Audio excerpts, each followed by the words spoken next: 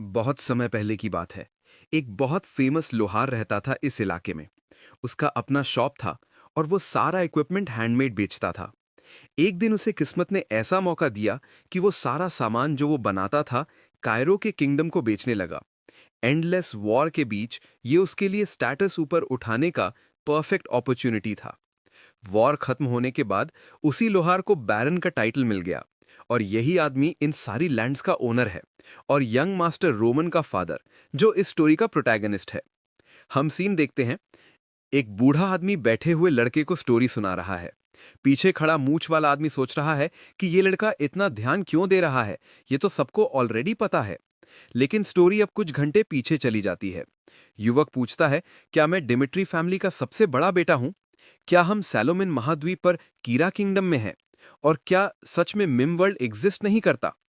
मूंछ वाला आदमी हाँ में सिर हिलाता है, मन ही मन सोचते हुए कि ये युवक तो हमेशा से थोड़ा अजीब रहा है, लेकिन आज तो सच में पागल लग रहा है।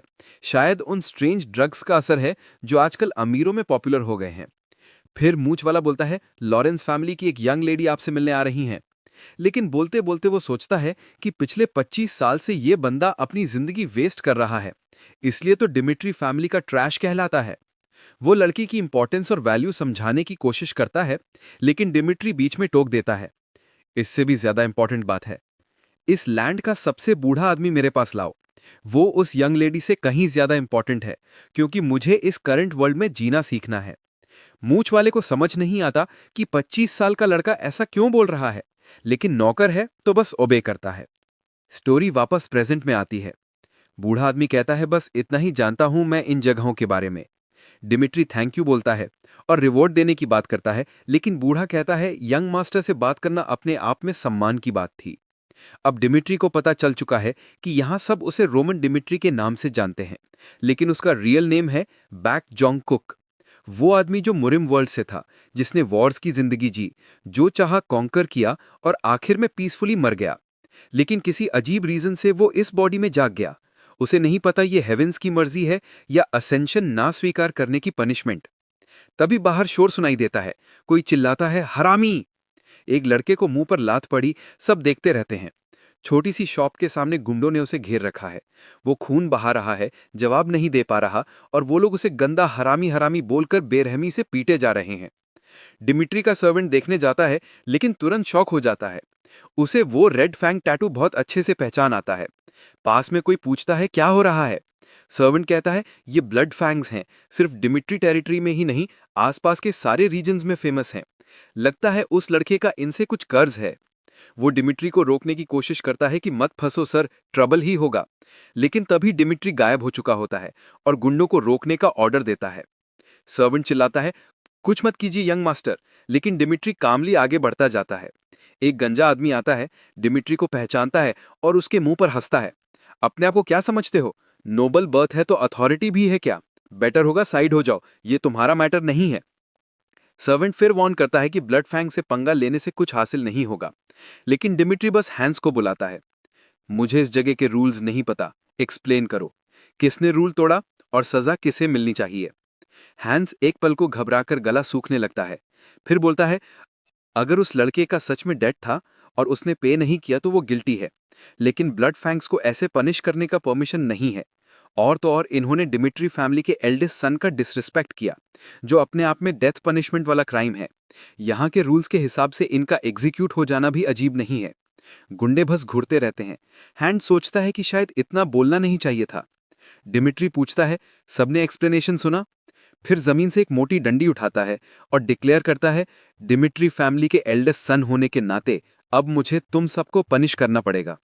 गंजा आदमी समझाने की कोशिश करता है, तुम नोबल हो, तुम्हें दुनिया का नहीं पता। देखो हमारा शोल्डर टैटू, अगर ऐसे ही करते रहे तो सबके लिए मुश्किल हो जाएगी। डिमिट्री सिर्फ मुस्कुराता है। ये तो प्रूव हो गया जो मैं जानना चाहता था। गंजा कॉन्फिडेंट होकर पूछता है, क्या मतलब? डिमिट्री आगे बढ़ते हुए बोलता है, इस लैंड के लॉर्ड के बारे में इस तरह बोल रहे हो? मतलब तुम लोग सिर्फ ट्रैश हो। मुझे तुम्हारी रेप्यूटेशन से कोई फर्क नहीं पड़ता। गुंडे शॉक हो जाते हैं, क्योंकि उन्हें उम्मीद नहीं थी कि ये ट्रैश सच में अटैक करेगा। लेकिन अब तो ब्लड फैंग्स का ऑनर डिफेंड करना पड़ेगा। गंजा तलवार से डिमिट्री की नेक पर वार करता है, लेकिन अगले ही पल उसे कुछ स्ट्रेंज फील होता है। डिमिट्री ने वो डंडी ऑलरेडी उसके पेट में घुसेड़ दी थी।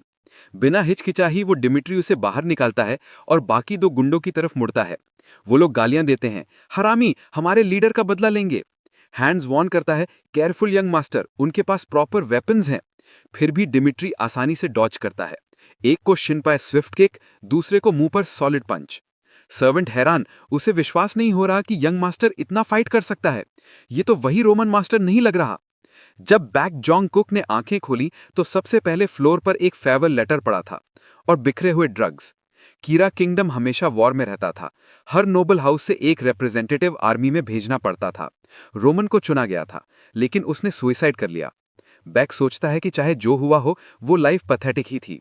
लेकिन अब इस बॉडी का ओनर सेलेस्टियल डीमन सेक्ट का लीडर है और अब वो अपनी मर्जी से जिंदगी जिएगा। और भाई, सिर्फ एक डंडी से उसने पूरे टाउन को रेड पेंट कर दिया। अनफॉर्चुनेटली ये पार्ट मुझे सेंसर करना पड़ेगा क्योंकि लड़का सच में बहुत क्रूअल है। पीछे से कोई चिल्लाता है, मॉन्स्टर!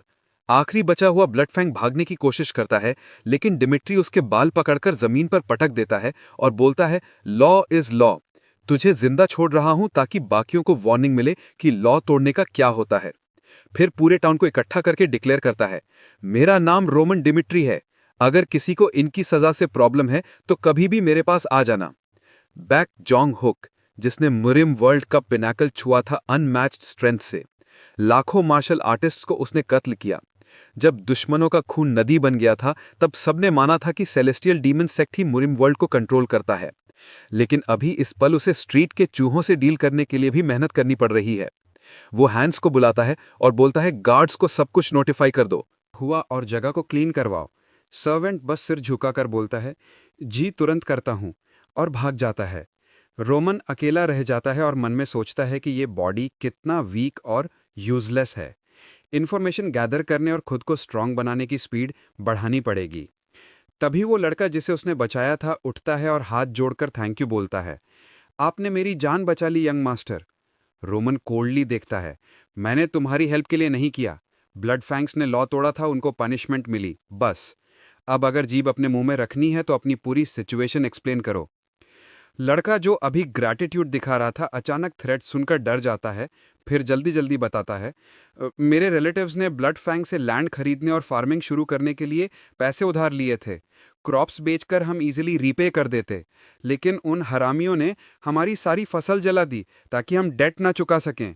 बाद में पता चला कि ये सब ब्लैकमेल करने के लिए किया, मेरी छोटी बहन को उठाने के लिए। लड़का चीखता है, ये दुनिया फेयर नहीं है, हमने किसी का बुरा नहीं किया, फिर रोते हुए कहता है, बस एक ही रिक्वेस्ट है यंग मास्टर, मेरी बहन को बचा लीजिए। रोमन उसकी आंखों में देखता है। वो नज़र उसे मैट डीमन की याद दिलाती है, 4 सुपीरियर किंग्स में से एक, जिसे उसने भी कभी ऐसे ही गंदे प्लेस में मिला था। फिर पूछता है, नाम क्या है तेरा? लड़का बोलता है, केविन। रोमन बस इतना कहता है, ठीक है केविन, मैं सिचुएशन देख लूंगा, सब हैंडल कर दूंगा। केविन जोर जोर से थैंक यू चिल्लाता है। रोमन को लगता है कि इस लड़के से उसका लंबा रिलेशन बनने वाला है। सीन बदलती है। एक कैरेज आ रही है। अंदर से कोई बोलता है, मिस फ्लोरा, हम डिमिट्री एस्टेट के पास पहुंच गए। ब्लॉन्ड लड़की आह भरती है, समझ गई। उसे इस रोमन डिमिट्री से मिलना पड़ेगा। 1 महीने पहले का सीन। कैसल में कोई चीख रही थी कि ये क्या बकवास है, मैट्री फैमिली से अरेंज मैरिज क्यों? उसके फादर ने समझाया, हमारी लैंड्स वॉर की वजह से बर्बाद हो चुकी हैं बेटी। फ्लोरा गुस्से में, तो क्या इसीलिए मैरिज फिक्स कर दिया, और वो भी एडमिट जैसे फैमिली से, पुराने माइनर्स और लोहारों का परिवार? फादर ने बीच में टोका, मैं बस सॉरी बोल सकता हूं कि इतना पथेटिक फादर हूं। प्रेजेंट में कैरेज रुकती है। फ्लोरा मन ही मन सोचती है कि कम से कम सेकंड सन से होती तो उसका फ्यूचर ब्राइट था, लेकिन रोमन ने खुद अपने फादर से उसकी हैंड मांगी थी। उसकी रेपुटेशन तो सब जानते हैं, लग्जरी, प्लेजर, ड्रग्स, और आज तो पता नहीं कितना परफ्यूम डालकर आया है। कॉरिडोर से गुजरती हुई वो डिसाइड करती है कि कितना भी जरूरी हो वो एक्सेप्ट नहीं करेगी। फिर रोमन के सामने आकर सीधा बोलती है, इस मैरिज को फॉरगेट कर दो। रोमन चेहरे पर स्माइल लाते हुए, सच में बहुत बढ़िया आइडिया है। फ्लोरा कंफ्यूज हो जाती है। रोमन कामली एक्सप्लेन करता है, मैंने भी सोचा कि तुम जैसी अमेजिंग लड़की का डिमिट्री फैमिली के इडियट से मैरिज करना बेवकूफ़ी है। फ्लोरा की आंखें फटी की फटी रह जाती हैं। ये सीरियसली बोल रहा है? रोमन बोलता है, मुझे कुछ बहुत इंपॉर्टेंट काम आ गया है, फादर से तुरंत बात करनी है। फ्लोरा रोकती है, रुको, सुना था तुमने ही तो फादर से मेरी हैंड मांगी थी, अब अचानक कैंसिल कर रहे हो? रोमन सीधा पूछता है, क्या तुम सच में मुझसे शादी करना चाहती हो? फ्लोरा फट से, नो। रोमन मुस्कुराते हुए, तो फिर हम एक दूसरे को प्रॉब्लम क्यों करें? मैं सब हैंडल कर लूंगा, तुम टेंशन मत लो। मैंने खुद को इडियट बोला है ना, डिवोर्स वाला इडियट भी कहलवा लूंगा। फ्लोरा समझ नहीं पा रही कि ये वही इडियट है जिसकी बातें सब करते हैं। डोर बंद होता है, अंदर जोरदार बहस सुनाई देती है। फादर चिल्लाते हैं, ये मैरिज कैंसिल करने का मतलब क्या है? रोमन कामली, बस आपको इन्फॉर्म कर रहा हूं, लड़की को ऑलरेडी बोल दिया है। फादर गुस्से में, सब तुम्हें डिमिट्री फैमिली का फूल कहते हैं, मैं बस एक अच्छा रिलेशन फिक्स करना चाहता था। बस एक ब्यूटीफुल लड़की से शादी करनी थी जिसके लिए तुमने खुद रो रो कर मांगा था। कुछ टेबल से उठाकर रोमन के सिर पर दे मारते हैं। अब अगले 6 महीने बैटलफील्ड भेजने का प्लान था, अब तो पक्का भेजूंगा। बोल कुछ है? रोमन शांति से, कुछ नहीं कहना है। फादर फिर बोलते हैं, सुना ब्लड फैंग से पंगा लिया, तुम जैसे वीक से ये पॉसिबल नहीं, अब अपने मेस खुद क्लीन करो, मैं हेल्प नहीं करूंगा। फादर को लगता है कि अब ये रोने गिड़गिड़ाने लगेगा, पर रोमन बस बोलता है, समझ गया, सब खुद हैंडल कर लूंगा। फादर शॉक, मतलब? रोमन, जो प्रॉब्लम मैंने क्रिएट की मैं ही सॉल्व करूंगा, जब तक सब फिक्स नहीं होता वापस नहीं आऊंगा। डोर बंद, बाहर कोई पूछता है, यंग मास्टर पागल हो गए हो क्या? रोमन वापस फ्लोरा के पास आता है, तुम अभी भी यहीं हो? फ्लोरा वॉर्न करती है, ब्लड फैंग्स नोबल से भी नहीं डरते, तुम्हें थ्रेट मानेंगे तो मार डालेंगे, फादर से जाओ, माफी मांगो, सब छोड़ दो। रोमन कोल्डली, ऐसा क्यों करूं? फ्लोरा सारी रीजंस बताती है, लेकिन रोमन बीच में टोकता है, लगता है तुम्हें अपनी औकात का पता नहीं है। सीन कुछ घंटे पहले की थी। हैंड्स रोमन पर परफ्यूम डाल रहा था ताकि ब्लड की स्मेल छुप जाए, और टाइट क्लोथ्स उतारने नहीं दे रहा था। रोमन सोच रहा था कि मैरिज अभी कॉम्प्लिकेट कर देगा, लेकिन लड़की ने कभी उसका डिसरिस्पेक्ट नहीं किया था, इसलिए डिसेंटली खत्म करना चाहता था। लेकिन अब उसे पता चल गया कि लड़की ने शुरू से ही रिस्पेक्ट देने का प्लान नहीं बनाया था, इसलिए अब वो भी नहीं दिखाएगा। रोमन फ्लोरा से बोलता है, तुम बहुत एरोगेंट लग रही हो, मैरिज तोड़ते वक्त सर्कमस्टेंसेस नहीं सोची, अब कंसर्न दिखा रही हो। जब मैंने कहा कि फुल रिस्पॉन्सिबिलिटी लूंगा तभी एंग्शियस हो गई, बस गुड पर्सन बनने का शो ऑफ चाहिए था ना। अब जब मैंने तुम्हारी विश पूरी कर दी तो चिंता क्यों? फ्लोरा बस खड़ी रह जाती है, कुछ बोल नहीं पाती। समझ लो कि कभी भी उसने मेरे डिसीजन में इंटरफेयर नहीं किया। अब हम अलग अलग रोड्स पर चलेंगे, अपनी अपनी लाइफ खुद संभालेंगे। मैंने फादर से फुल रिस्पॉन्सिबिलिटी लेने का वादा इसलिए किया था ताकि किसी को लगे नहीं कि ये ब्रेकअप का रिजल्ट है, और मैं इस लड़की से आगे कोई इन्वॉल्वमेंट नहीं चाहता। ये हमारी फर्स्ट और लास्ट मुलाकात थी। उसी रात कोई किसी को रोकता है, बस करो और मत पिया करो। ये लिएना है, डिमिट्री की मदर। फादर कन्फेस करते हैं। आज फिर रोमन पर हाथ उठा दिया, सॉरी फील हो रहा है। नोबल्स बनने के बाद मैंने सोचा था कभी अपने बेटे को वो सिचुएशन नहीं झेलनी पड़ेगी जो मैंने झेली। लियाना प्यार से, कोई बात नहीं, हमारे बच्चे हेल्दी बड़े हुए ना, बस यही काफी है। फादर फिर भी परेशान, पर समझ नहीं आता ये लड़का ऐसा क्यों है। रोमन ही तो था जो मेरे साथ हार्ड टाइम्स में रहा था।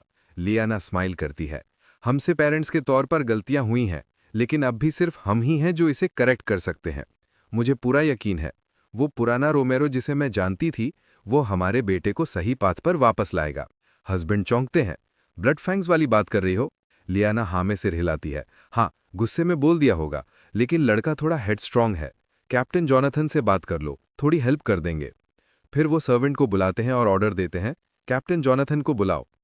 अगली सुबह रोमन टाउन में अकेला घूम रहा है।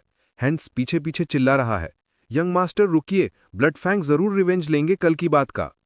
रोमन कामली पूछता है, बता हैंस, इन लोगों को इतना पावरफुल कब से बनने दिया तुम सबने? हैंस, मुझे नहीं पता सर।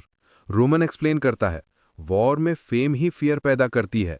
ब्लड फैंग्स बेरहम है, इसलिए लोग डरते हैं, और डर की वजह से वो और एफिशिएंट बन जाते हैं। हैंस, तो आप कह रहे हो कि वो डेंजरस नहीं है या वीक हैं? रोमन मुस्कुराते हुए, वो उतने ही वीक हैं जितना फियर वो मुझ में पैदा कर सकते हैं।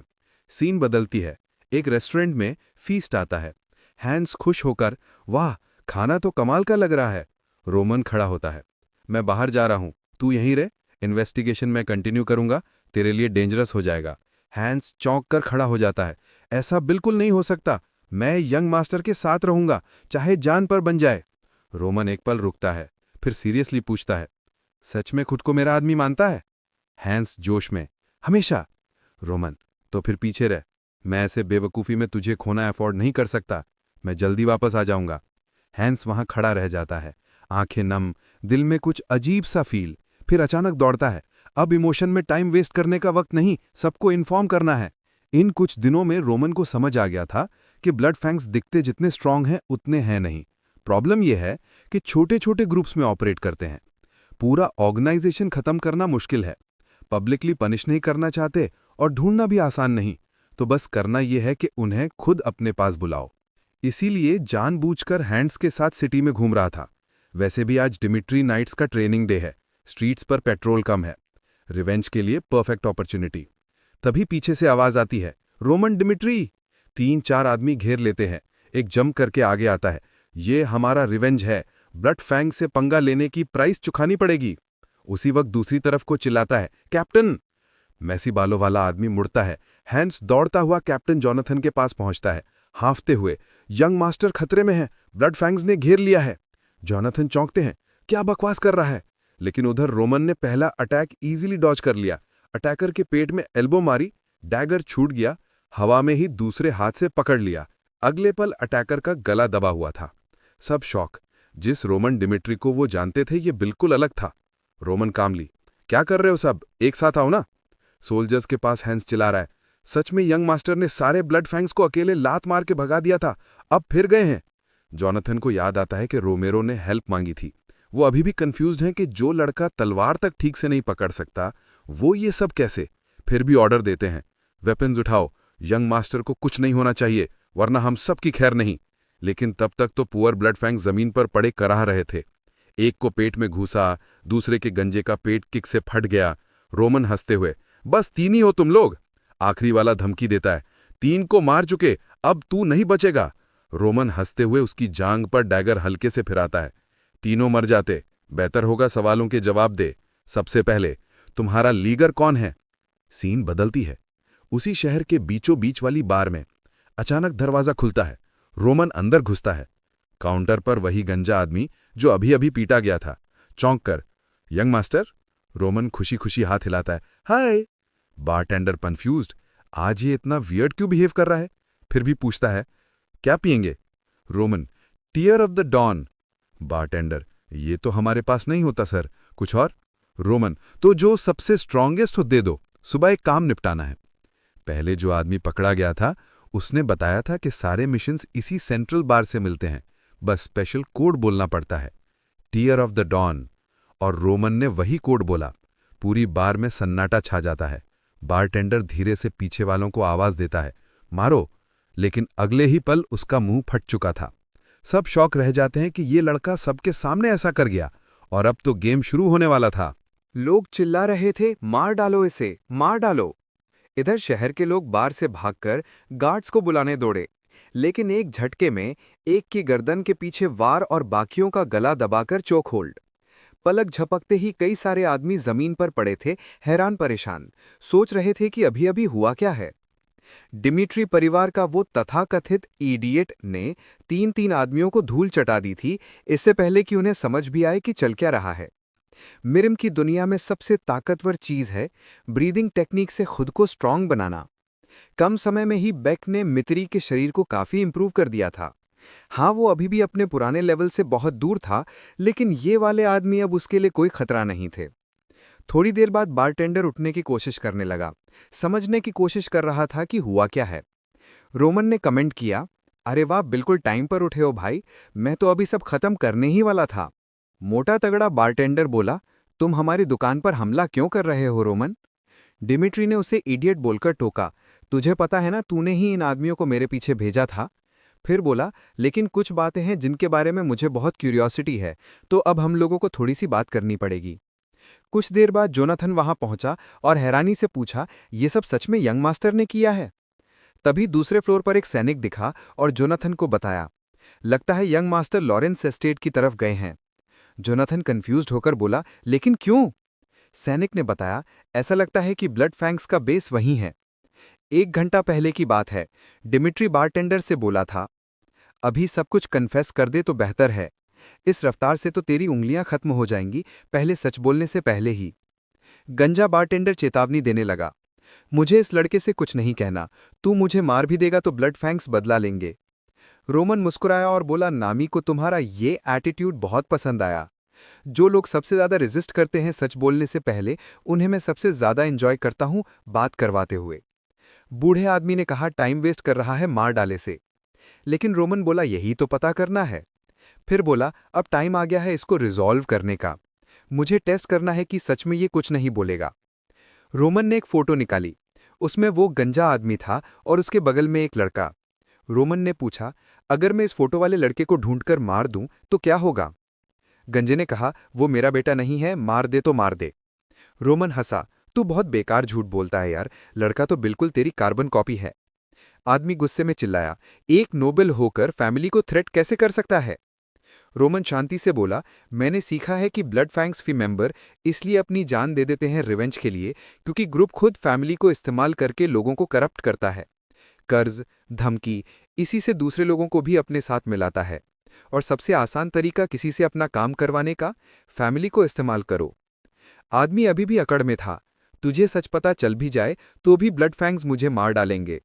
रोमन बोला, जरा सोच समझ कर दाव लगाया कर, मैं सीरियस हूं, मैं तेरे बेटे को मार डालूंगा, ये मेरे नाम की कसम है। लेकिन सैनिकों को भेजने से पहले तुझे आखिरी मौका दे रहा हूं सच बोलने का। अब चुन, ब्लड फैंक्स पर दाव लगाकर अपने बेटे को तड़पता देखेगा या मुझ पर दाव लगाकर मुझे उन आदमियों को हैंडल करने देगा। चॉइस तेरी है।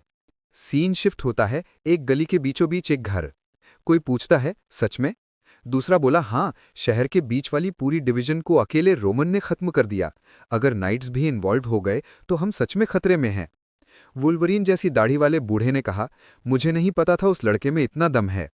लेकिन एक पूरी डिवीजन का खात्मा, वो भी उस लड़के ने जिसे स्वॉर्ड्समैनशिप एकेडमी ने रिजेक्ट कर दिया था। पहला आदमी बोला, रोमन अभी कहाँ है? दूसरा बोला, अभी अभी डमिट्री रीजन छोड़कर निकला है। अकेला? हाँ, अकेला। गुड, लगता है वो अकेले ही पूरे ठिकाने पर अटैक करने वाला है। फिर उसने ऑर्डर दिया, सारे ग्रुप को इकट्ठा करो, डमिट्री नाइट से भिड़ने से पहले ही रोमन को मार डालो। फिर उसके शरीर को शहर में टांग देंगे ताकि सबको पता चले ब्लड फैंग से पंगा लेने का अंजाम क्या होता है।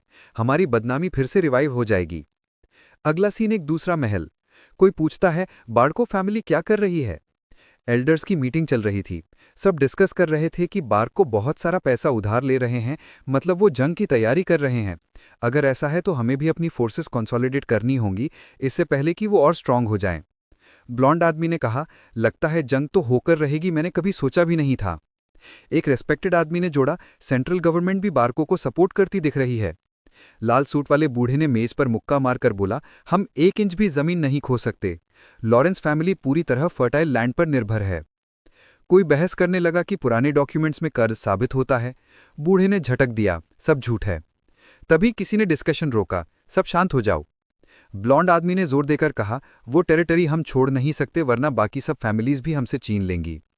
बार्को हमारा विरोध करना चाहते हैं तो हमें पूरी ताकत से रेजिस्ट करना होगा। इसलिए हमने दमिट्री फैमिली से शादी फिक्स की है। सब मुस्कुराए। दमिट्री तो सच में बहुत अमीर है, उनके हथियार टॉप नॉच हैं। बार्को कितना भी कर्ज ले लें, दमिट्री जितना पैसा कभी नहीं होगा। बाप ने दोहराया, इसलिए मैंने अपनी बेटी को उस इडियट से शादी के लिए पुश किया। वो तो मना करेगा ही नहीं। दूसरे आदमी ने ढांढस बंधाई, आप खुद को ब्लेम मत कीजिए, ये सबके लिए बेस्ट चॉइस थी। बाहर कोई ईव्स ड्रॉपिंग कर रहा था, फ्लोरा। अब उसे समझ नहीं आ रहा था कि अपने बाप को ये न्यूज़ कैसे ब्रेक करेगी। उसने सोचा भी नहीं था कि जब उसे पता चलेगा कि उसने शादी के लिए हाँ नहीं की तो उसका रिएक्शन क्या होगा। लेकिन वो ये एक्सेप्ट नहीं कर सकती थी कि उसकी पूरी जिंदगी ऐसे किसी आदमी को बेच दी जाए। प्रॉब्लम ये थी कि ये सिर्फ उसके बाप का प्लान नहीं था, ये तो उसकी पूरी फैमिली का फ्यूचर था। फिर भी उसने डिसाइड किया वो सच बोलेगी। वो खुद को तैयार कर रही थी ये समझाने के लिए कि वो बिना फीलिंग्स वाले इंसान से शादी नहीं करेगी। तभी कोई जल्दी जल्दी आया और चिल्लाया, लॉर्ड लॉर्ड। फ्लोरा कंफ्यूज्ड होकर मुड़ी। आदमी ने फ्लोरा को नमस्ते किया और फिर दरवाजे के पास जाकर चिल्लाया, लॉर्ड इमरजेंसी है। इधर दूसरी जगह कोई दरवाजा पीट रहा था, हरामी दरवाजा खोल। ये जोनाथन था जो लॉरेंस टेरिटरी में घुसने की कोशिश कर रहा था। गार्ड बोला, प्रॉपर प्रोसीजर फॉलो करना पड़ेगा। जोनाथन चेतावनी देने लगा, अगर देरी की वजह से रोमन को कुछ हुआ तो तुम सब भुगतोगे। तभी गेट पर दूसरा आदमी दौड़ता आया, कैप्टन मुसीबत हो गई, लॉरेंस स्क्वायर में भी हाहाकार मचा हुआ है। जोनाथन को सबसे बुरा डर लग गया। उसने धमकी दी, अब नहीं खोला तो दरवाज़ा तोड़ दूंगा। वापस स्क्वायर पर लोग डर के मारे कांप रहे थे। कोई ऊपर लटका हुआ था। लोग सोच रहे थे कि बीच में पड़े या नहीं। वो वुल्वरीन जैसा बूढ़ा आदमी था जो अब चिल्ला चिल्लाकर अपनी जान की भीख मांग रहा था। उसे पूरा यकीन था कि एक अकेले नोबल इडियट को हराना बहुत आसान होगा। ये तो बहुत आसान काम होता। गैंग में से किसी एक को भी भेज देते तो हो जाता। लेकिन असल में उनके पास तो कई सारे हथियारबंद आदमी थे। उसे पूरा यकीन था कि हारना नामुमकिन है, या कम से कम उसने यही सोचा था। वो तब तक जब तक उसने अपने सामने सबको मरा हुआ नहीं देख लिया। फिर उसे पता चल गया कि अब उसकी भी बारी है। वो हकलाने लगा, गिड़गिड़ाने लगा कि मुझे मत मारो। जिंदगी बच जाने के डर से कांप रहा था। हकलाते हुए रहम की भीख मांगने लगा। रोमन की टांग पकड़ ली और बोला, मुझे मत मारो प्लीज। लेकिन रोमन ने तो उसे बस शहर के बीचों बीच फेंक दिया सबके सामने। वो आदमी फिर चिल्लाया, अगर जान बख्श दो ना तो मैं जिंदगी भर तुम्हारा कुत्ता बन के रहूंगा। रोमन ने ठंडे लहजे में जवाब दिया, अब कुत्ता बनने का ऑफर दे रहा है, पहले दांत दिखाने से पहले देना चाहिए था। फिर उसने पूरे शहर को आवाज दी, ये आदमी है ब्लड फैंग्स का लीडर। सब जानते हैं ये कैसा इंसान है। इसने दिमिट्री फैमिली को धमकी दी, लोगों को गंदी तरकीबों से ठगा। इस ऑर्गेनाइजेशन ने जो जुर्म किए हैं वो सबके सामने हैं। रोमन ने ऐलान किया, मैं इस पूरी ऑर्गेनाइजेशन को और इसके फैलाए हुए जहर को जड़ से खत्म कर दूंगा। भीड़ हैरान खड़ी थी। तभी जोनाथन स्क्वायर की तरफ आया और सीन देखकर तो उसका मुंह खुला का खुला रह गया। लीडर का क्या हुआ ये बताने की जरूरत ही नहीं थी। फिर सीन शिफ्ट होता है उससे पहले वाली मीटिंग पर। कोई पूछता है, सच में हुआ ऐसा?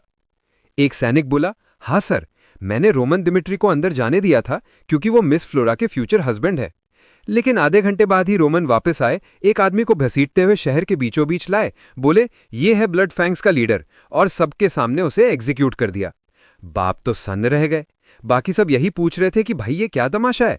एक बुजुर्ग बोले, लॉर्ड की परमिशन के बिना किसी को मारना पनिश करना ये तो इग्नोर नहीं कर सकते। लेकिन लॉर्ड को तो इन सब झमेलों से ज्यादा इंटरेस्ट था इस बात में कि जिस लड़के का उनकी बेटी से रिश्ता तय हुआ है उसने अकेले दम पर ब्लड फैंग्स को नेस्तनाबूद कर दिया। फिर उन्होंने ऑर्डर दिया, रोमन दिमिट्री को बुलाओ, मुझे खुद उस लड़के से बात करनी है।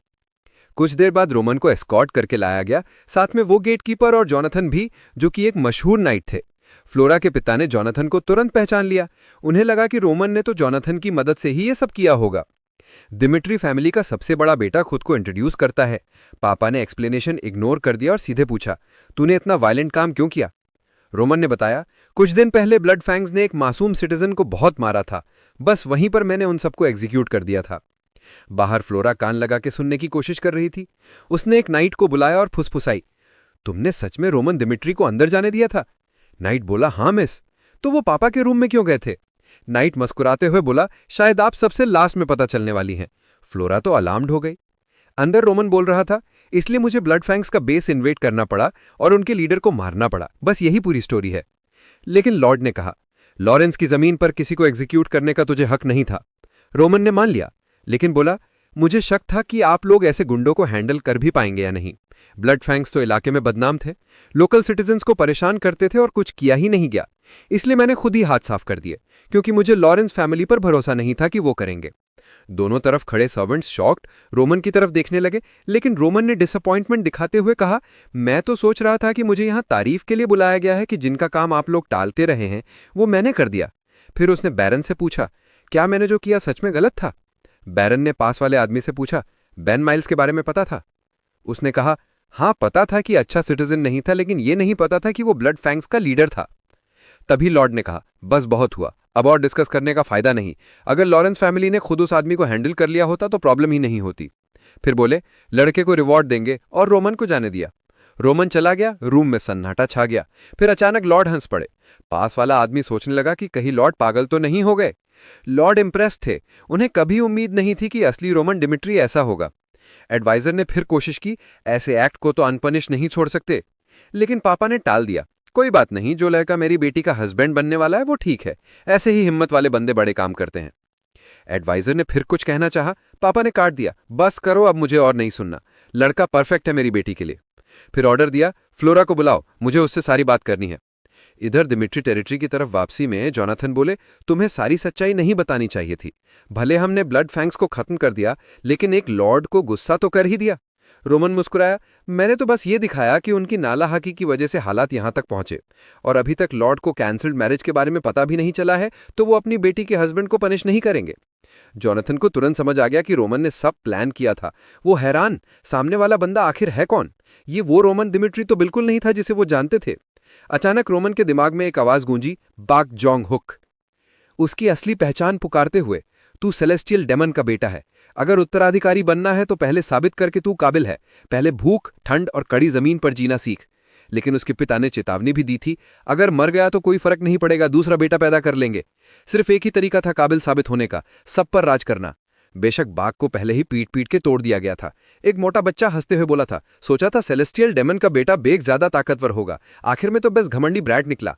बेग खड़ा ही हुआ था कि फिर मुंह पर मुक्का पड़ा। बेचारा कुछ कर ही नहीं पाता था। बाकी बच्चे जो दूर खड़े थे बस सोचते थे कि कितना बेवकूफ है ये। जहां बाकी बच्चों को बचपन में फैमिली प्रोटेक्ट करती थी, वहीं बेग को उस दुनिया में धकेल दिया गया था जहां सिर्फ ताकतवर ही जीते हैं।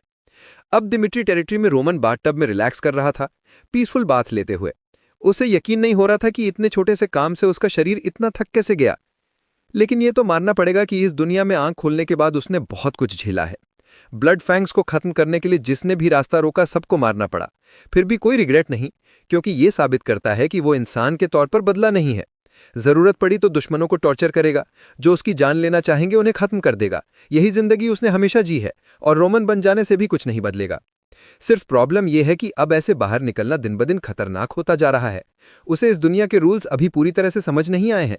ऊपर से उसकी असली ताकत बहुत कम हो चुकी है। अब हर कदम सोच समझ के उठाना पड़ेगा।